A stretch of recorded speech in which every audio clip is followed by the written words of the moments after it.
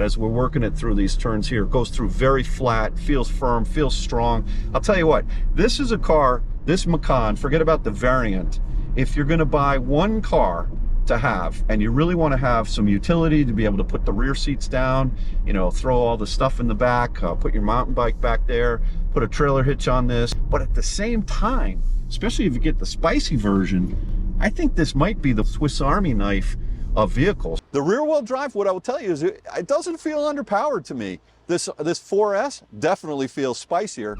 That is floored, and a little bit of traction control there. Model 3 on the right. This thing's properly powered.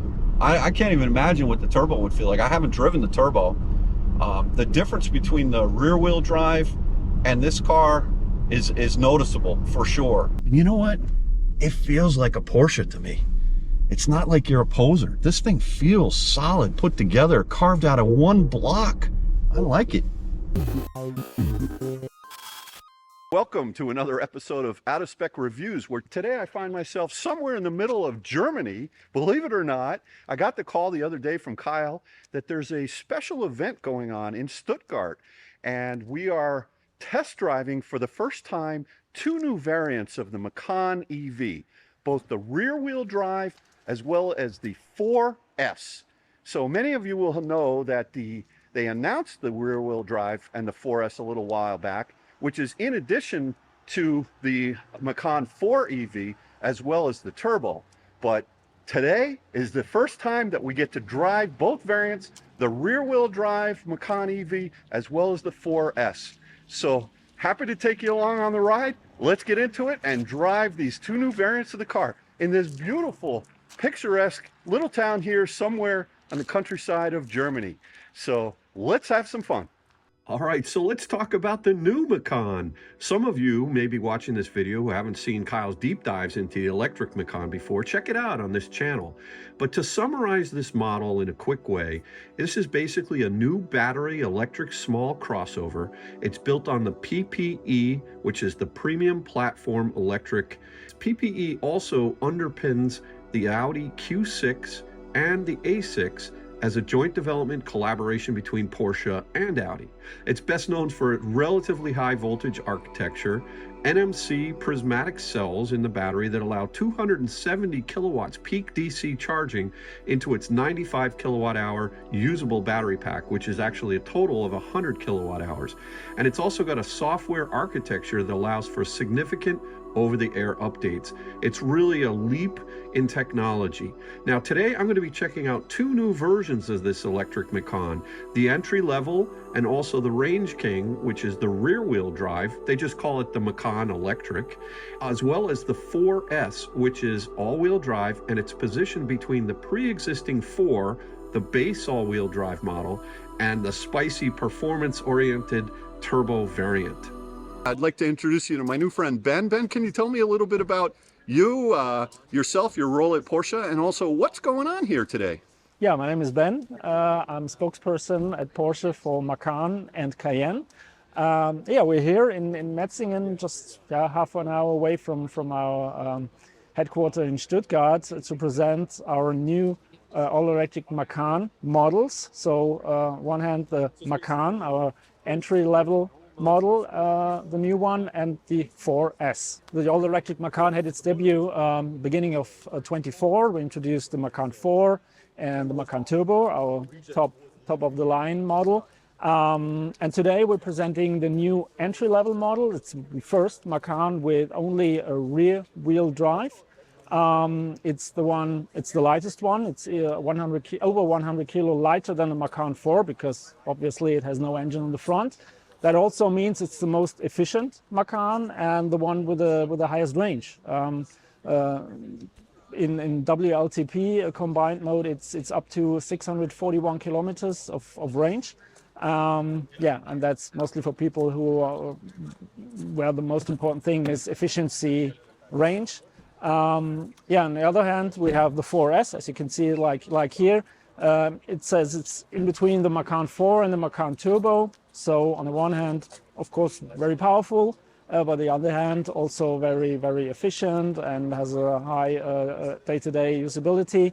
And it's, if you will, kind of the sweet spot within the all-wheel drive Macan models. With this car, we also introduced our off-road design package. As you can see here at the off-road wheels, off-road design wheels, 21-inch. Right. And also, of course, also the front bumper is off-road specific. And the side skirts, and also the rear bumper.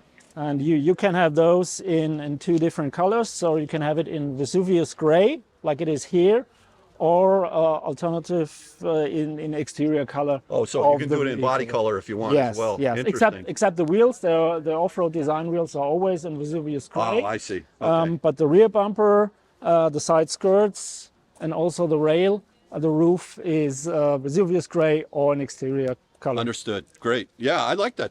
All right, so the first variant of the Macan EV that I'll be driving today is the Macan Electric. It's the rear-wheel drive. It's the base car, the entry level. It starts off at $75,300 here in the US, and just today we're announcing 315 miles of EPA-rated range.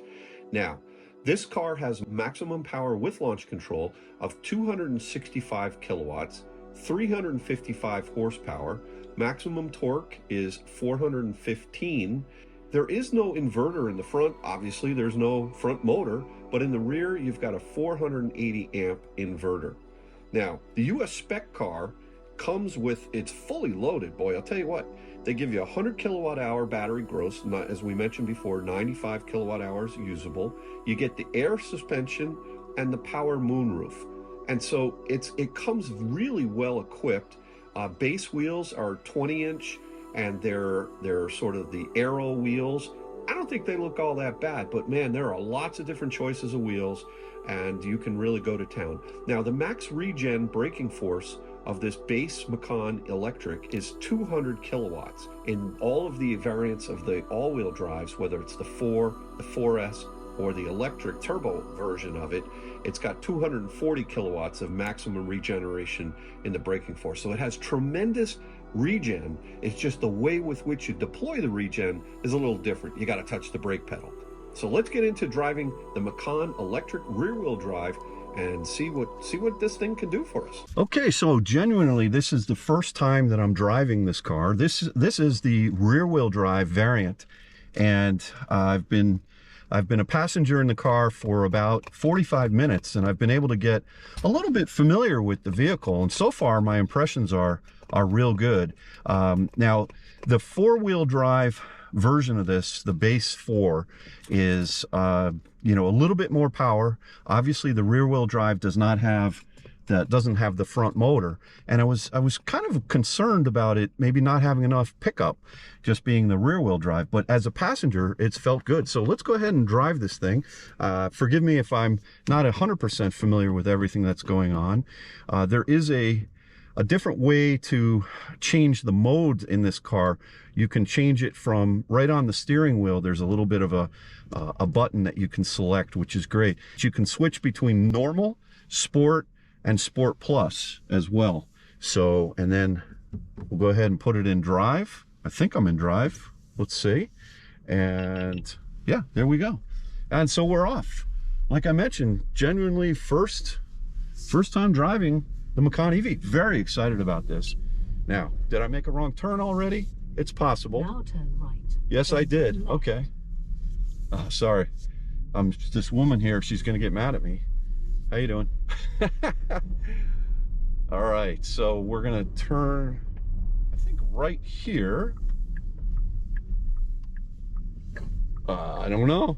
Sure about that? You know, this is the way these drives go with Dave. You just never know what you're gonna get. Now turn left, then turn right.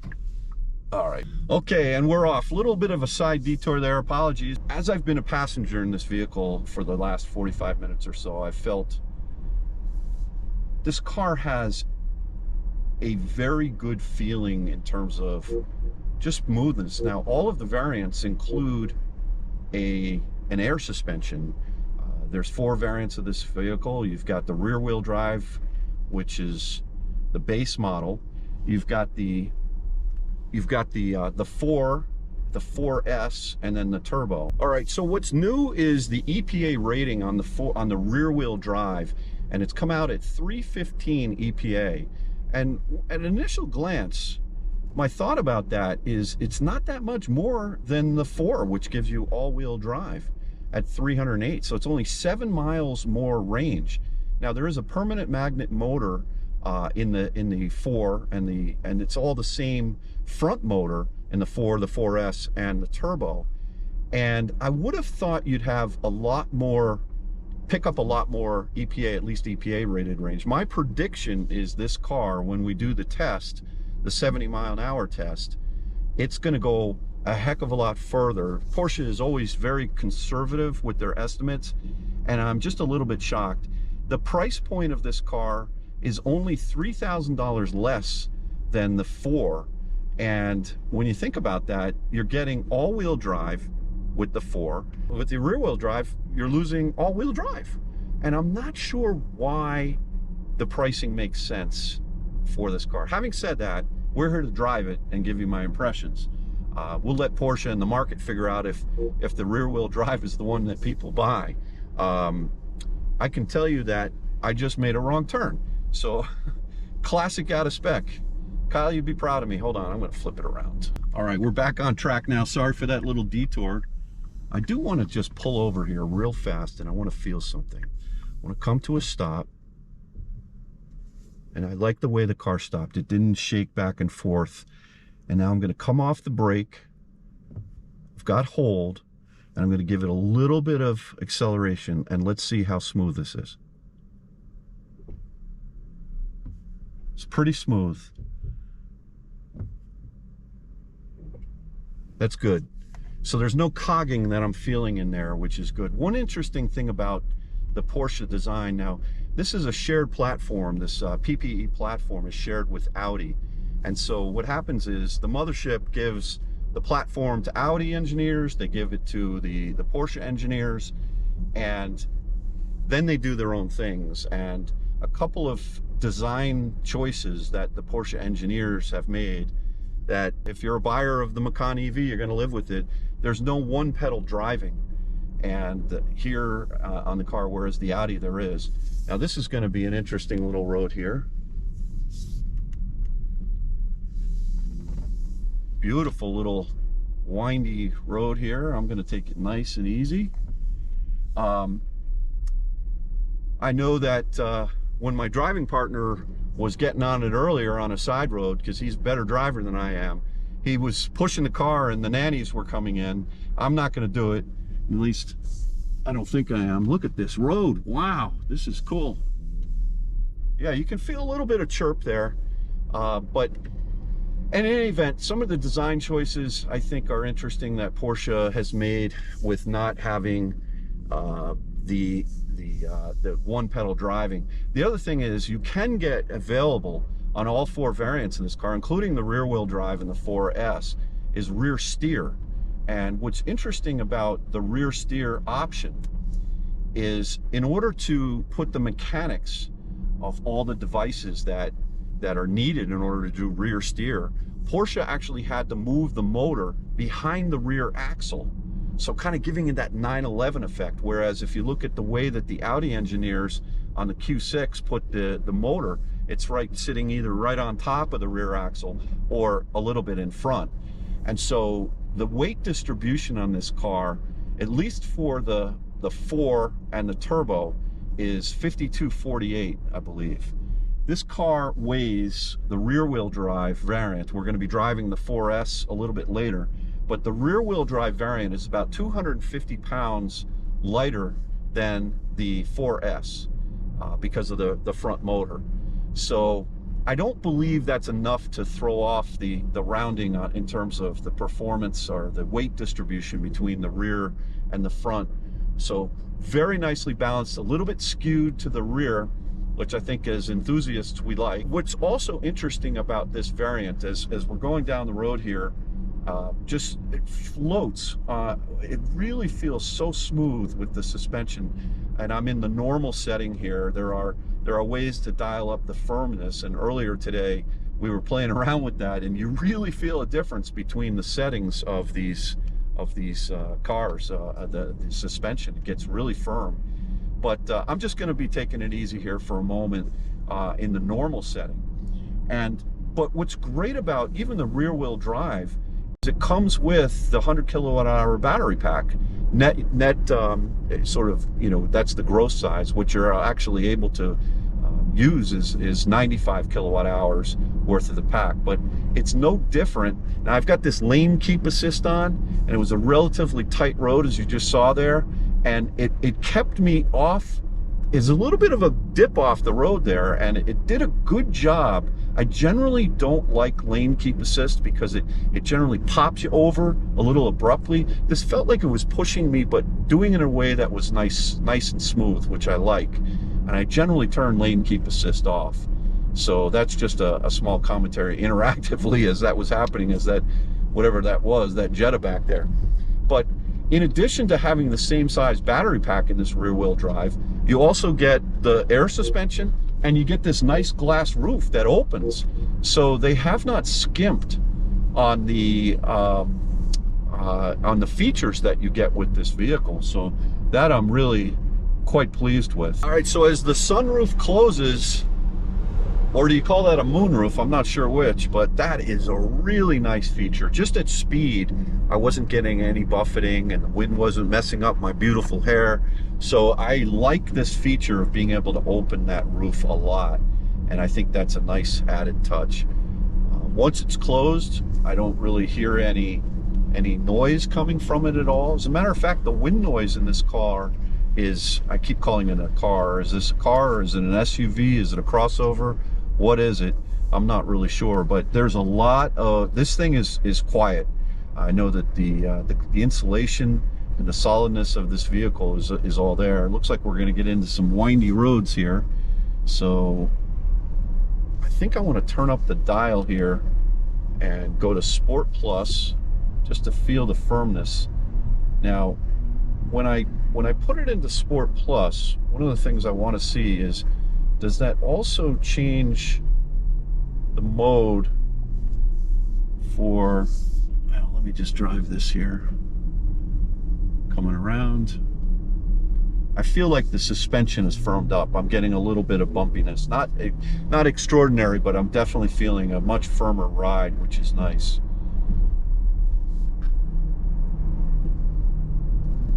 Beautiful little turn here. Coming around. Accelerate out.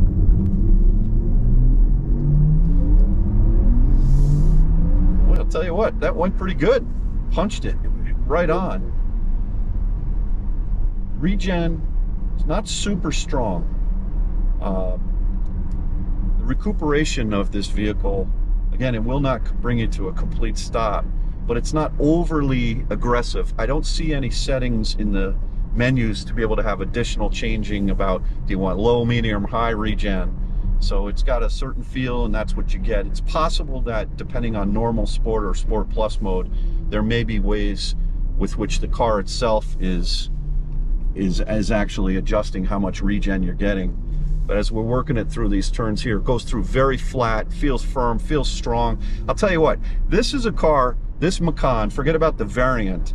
If you're gonna buy one car to have, and you really want to have some utility to be able to put the rear seats down, you know, throw all the stuff in the back, put your mountain bike back there, put a trailer hitch on this, not huge, but enough to be able to pull a jet ski or maybe a couple of snowmobiles.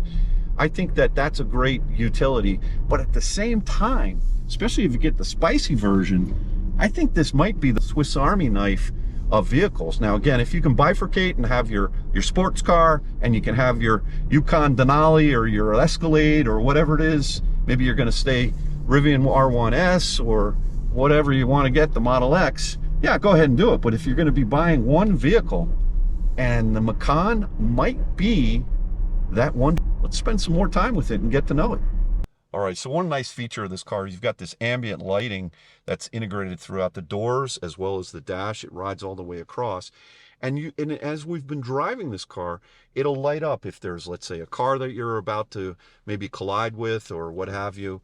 it'll actually show some lights on the dash. It's also showing a light when you change the mode here from normal to Sport Plus. You can see that the light is changing on the dash. So it's a nice intuitive integration of this ambient lighting interactively working with certain features of the car. I really like that. That's nice. Well, here we are outside of Stuttgart, Germany, driving the Macan EV, the rear-wheel drive variant, and I had to pull over. My goodness, just look at this. This is what we're talking about, folks. The new Macan rear-wheel drive variant of the EV Macan. Beautiful, looking amazing. One of the really cool things about this Macan EV is that you do get a decent size frunk here, and what you can do is you can open it. Well, you can open it that way, which is great, which is if someone hits the key, and then you see the frunk here, and you got these pneumatic pistons on either side. So it's not a power frunk, it goes up. You actually have to manually close it, which is fine. And you'll see there's one latch here, not two, there aren't two latches down. So what you want to do is when you shut this, you want to shut it once, and then right on the Porsche crest, you want to push it down. But one nice little nifty feature that you can do with this Macan EV, it's like magic. What you can do is slide your hand right across. I think you can slide your hand right across. What I said was, open sesame. Okay, supposedly there may be a setting in there, but you're supposed to be able to open it with that, you know, obviously you can hit the key. So that was a fail right there. I'm gonna have to go in the menu and see if perhaps I did something wrong. But nice size frunk, nice size trunk or boot, as I guess I should call it a boot because we're over here in Germany. And of course, the other thing that's really nice about this vehicle is that you have the CCS charge port here. This has got the power option, but it's on the correct side. I say that as a Tesla owner because once this car supports NACS natively, or if you find a Magic Dock, it's not like you're going to be hogging two stations at a Tesla. You're going to be able to pull in and it's on the same exact side as Tesla. What's also nice, that door will shut after a little bit once I start going. But what's also nice is you have a secondary port here with just for the AC, the J1772. Let me see. Well, I guess that's locked. Oh, there you go, power. Well, at least in the States, we have J1772. Here in Europe, it's a different connector, but this is just AC. This doesn't give you DC as well. So it's nice to be able to have two different ports. All right, so here I am sitting in the front seat of the Macan. This happens to be the rear-wheel drive version. And what I wanted to do was to check out the back seat. Now, I'm 6'5" and maybe a little wider than I should be. And I have plenty of room here. This is not one of the super-duper seats. It's not like the 18-way power seat with the massaging seats, which you can spec. If you want, you can spec seats like full leather dash and the seats and all of that. I mean, you could spend big dollars. So be careful when you're checking the boxes on the Porsche configurator.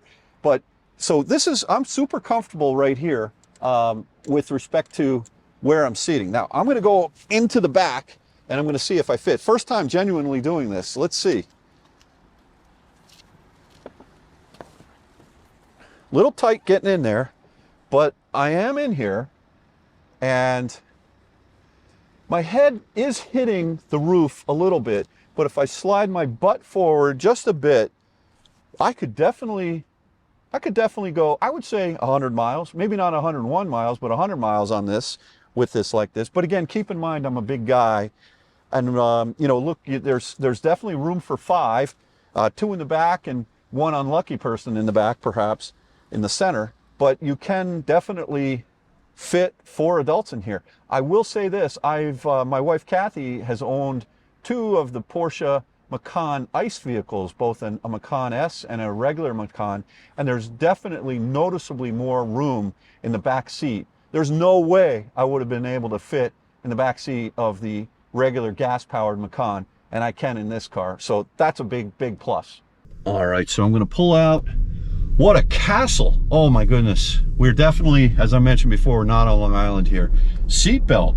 Wow, power seatbelt. I wonder if it pulls on you, tugs on you like it does in the Audis, but it's an automatic pullback. I like that. Very nice feature. We're going to be going straight here. Yeah, so let me put this back into the normal mode. I just put it in the off-road. There is an off-road pack that you can buy for, I believe, all the variants of the car. Comes with some body cladding, and don't know if this car has it, but I just went into the off-road mode. I'm going to ask the Porsche engineers at lunch if that's the case. Now I'm in normal setting here, and yeah, there we go. But look at this, coming into this beautiful little town in this Macan EV. This is the way life should be, folks, right here. I love this. Perfect size, very nimble, very smooth. And you know what? It feels like a Porsche to me. It's not like you're a poser. This thing feels solid, put together, carved out of one block. I like it. Okay, so we are on the highway and finally able to test out the ADAS in this system. First, before we talk about that, I just want to talk about the seating posture. I read about the fact that you feel like you sit low in this car, and I love when you sit low. And you know what? I'm 6'5", and I've got about at least 6 inches above my head, and I'm going to accelerate here because I can. Let me pop it up. That BMW behind me, he's not happy with these. He's like, look at this Macan EV. We've got a little bit of traffic up here, but the lane centering is doing well. I'm going to pull over here because we've got some traffic slowing down. But the posture, my seating position in this car is excellent. My right elbow fits perfectly, right, very naturally. My left elbow, I like to keep my elbow up on the top of the rim. It doesn't slide off like in some cars. I remember when I was testing out the BYD Atto 3, and my arm just kept sliding off. We're just coming into a single lane. That's all this was. It wasn't an accident or construction. But that wasn't comfortable. And then some cars, like for example in the Lucid Air, it's just a little too wide for me. So I feel like I've got too much room. So my elbows have a natural place, just from a comfort standpoint. It's real good. But let's go ahead and activate lane centering and dynamic cruise control, whatever they call it, and we'll just let it do its thing here. All right, so as we're decelerating here, I'm going to hover over the brake pedal. It is coming, it's doing a nice job. It's not finicky or jerky or anything like that. And I'm going to keep my hand off of the steering wheel and see if it gives me a nag, and if so, how long does it take to give me that nag? So far it hasn't. I know this is not a hands-free system. So I've been testing out the adaptive cruise along with the lane centering, and I will give it an A, definitely. It's not wandering.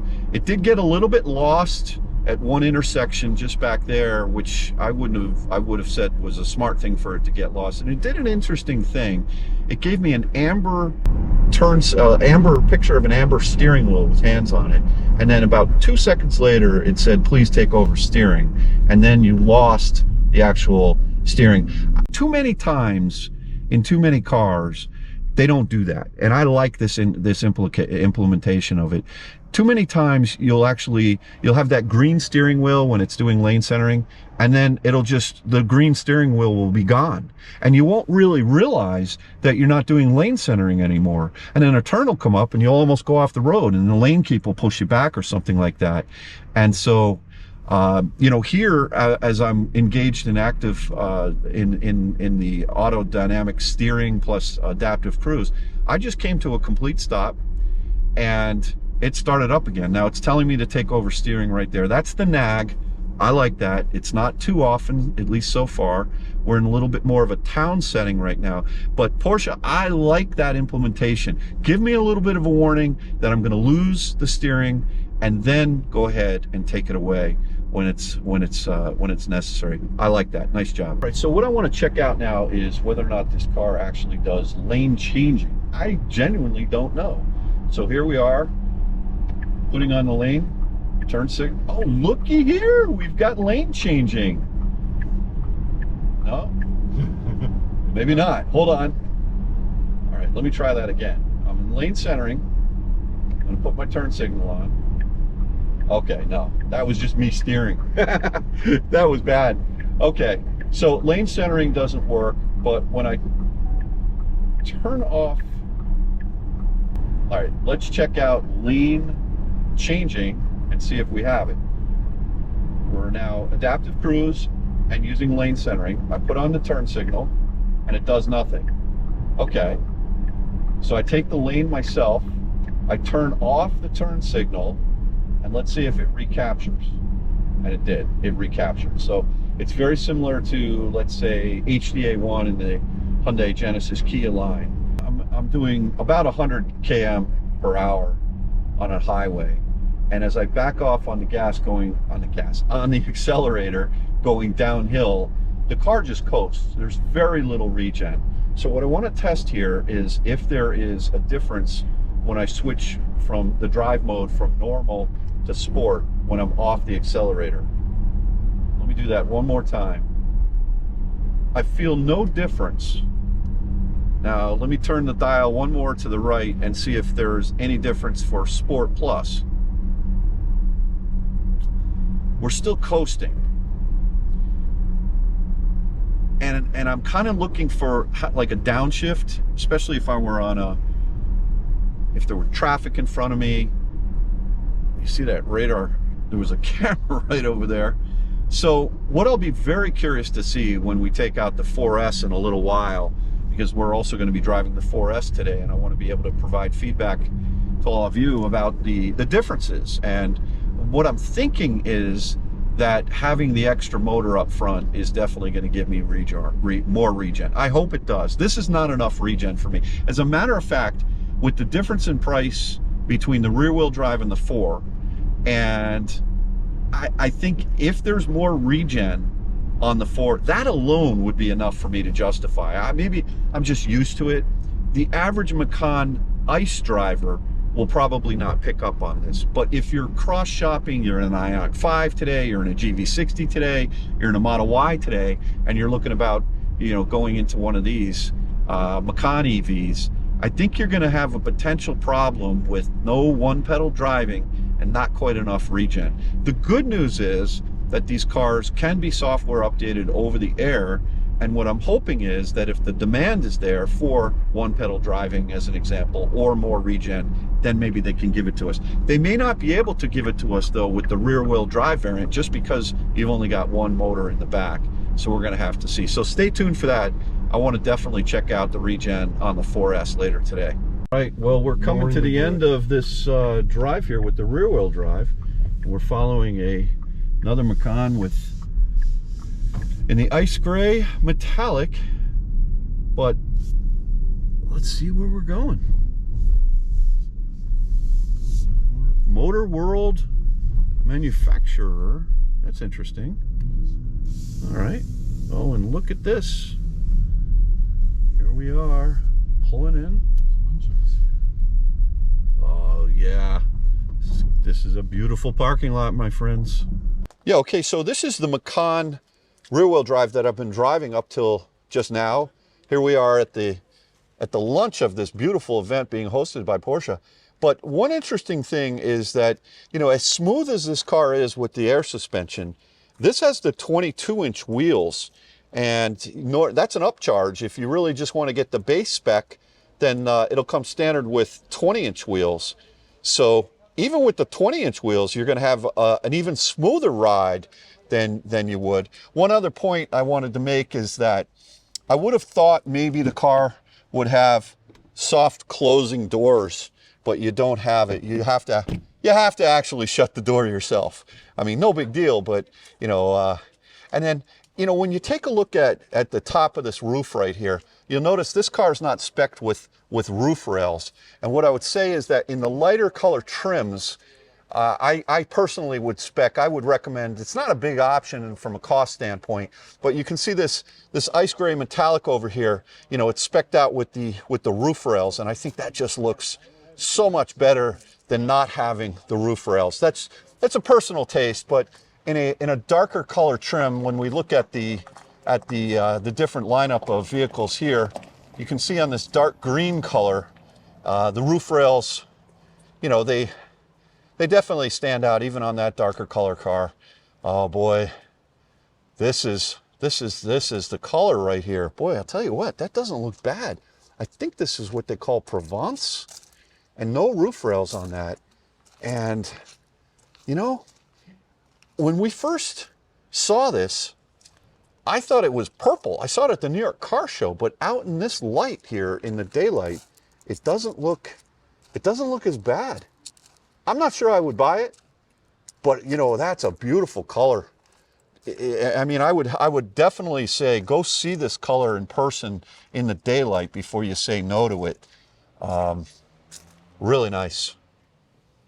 All right, so on the right, we've got the ice gray metallic in rear wheel drive, looking really good with the roof rails. On the left, we've got this green colored car over here, and this has the off-road package that is an option. You can tick the box, and this gives you a little bit different kind of cladding. You'll notice down here, in here, this car's been on the road all day today, but you'll notice this little scallop looking here.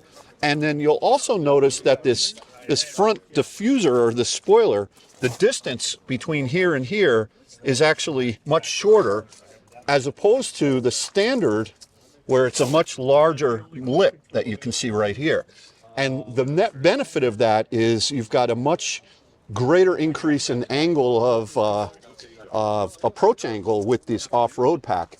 There's also an additional 10 millimeters of ride height that you can go a little bit higher with this off-road pack. This one happens to be the 4S. And yeah, so that's something to consider. That's a package that you can tick the box on, and that's what it looks like. All right, so for the second half of the day, I'm going to be traveling in this Macan 4S. This has got the off-road package on it. I had it earlier in the video where it was quite dirty, but you know, Porsche, they took it in the back, they cleaned it off, and now we're ready to go. So this is a beautiful spec here. I can't wait to feel the difference in terms of the acceleration. And also now that I've got the regen button turned on, I can't wait to be able to have some feeling and commentary about this. All right, so next up, I'm going to be driving the Macan 4S electric. And this car has a base price in the United States of $84,900. Today, we're announcing EPA rated range of 288 miles, which is actually the same as the Macan Turbo. But this car, it's not just a software upgrade from perhaps the Macan 4. This is all-wheel drive, the drivetrain, so you got a front and rear motor, and you step up the power with launch control to 380 kilowatts and 509 horsepower. The total maximum torque is 578, and the inverter that you get in the front is all the same for all three of the variants of the all-wheel drives, 350 amps, but you end up getting 600 amps in the rear inverter of this version of the Macan all-wheel drive, the 4S, versus the 4. So from 480, you go on the Macan 4, you step it up to 600 amps in the rear inverter. You also increase the regenerative braking from the rear wheel drive from 200 kilowatts all the way up to 240 kilowatts, which is way more than the Tesla has. And that's amazing. In addition to that, you also get larger front rotors in the front, basically larger brakes in the front, and the ability to option up torque vectoring, which is actually standard on the turbo, but you can option this vehicle with the torque vectoring option. All right, so we're now taking our turn in the 4S, and one of the things that's interesting is I found out that there is a setting for regen on or off, and it's within this menu, but it's kind of something, once you get to know it, you get to know it, but it's on or off there. And you'll notice right over here, this regen setting, it's on now it's off. I have a feeling I was driving the car with the regen off. That's point number one about regen. Point number two about regen is the fact that there's no you'll basically invoke the regen when you touch the brake pedal, and then it will actually convert from the regenerative recuperative brake to the friction brake. And I definitely want to feel that how seamless that transition is. Porsche's been known to be very, very smooth with that. So look, I learned something, and also I figured out just now during lunch how to get the map in the center, which is great. And one of the things that this particular car has the heads-up display, which is huge, and I'm going to definitely check that out. I didn't notice it on the other. I think we might have turned it off. I might have turned that off.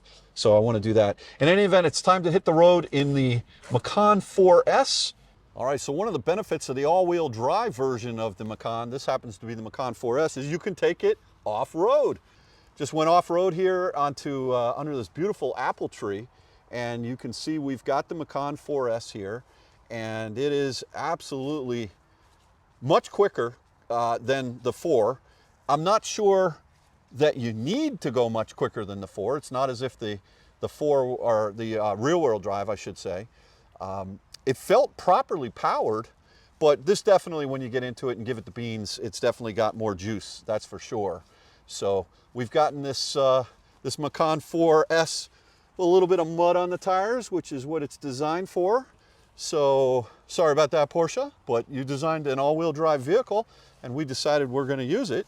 So, I mean, just look at this, the greenery that's around this green Macan 4S. It's just right at home here, looking great. Really nice. So we're just going to do a quick drive back. I've actually got to get out of here and hit the airport. I'll be driving this and giving my impressions over the next few minutes, and then we'll call it a video. And yeah, that's about it. So one of the really neat features about this this car, this Macan 4S, and any of the Macans, is how do you open the front? And one nice thing is you can, as long as you have the key fob on you, right here, it's got a conventional key fob, you can take your hand and slide it right across, and voila. I did not push the button, I really didn't. Here, and I will show you, just to prove it. Here we go. There you go, voila, which is really amazing. One other thing I just want to caution you about, this is something that is a little unconventional on this key fob, is that if you go and look for the key fob in your pocket and you want to unlock it, I think the natural tendency, Kyle brought this to my attention, is to hit that button to unlock your car. But the way that they've organized these little devices, or these little options there, is the top button is to open the frunk.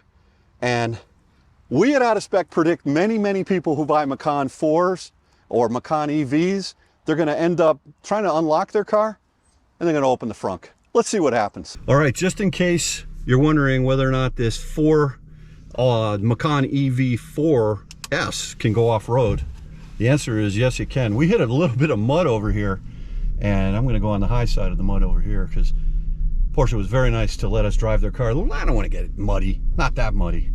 But yeah, we're coming down to a little bit of a highway, and we're going to get out of the apple orchard right now, hit back the highway, and then we will probably call it a video at that point. But a little bit more to talk about. Look at this guy ripping it on his quad.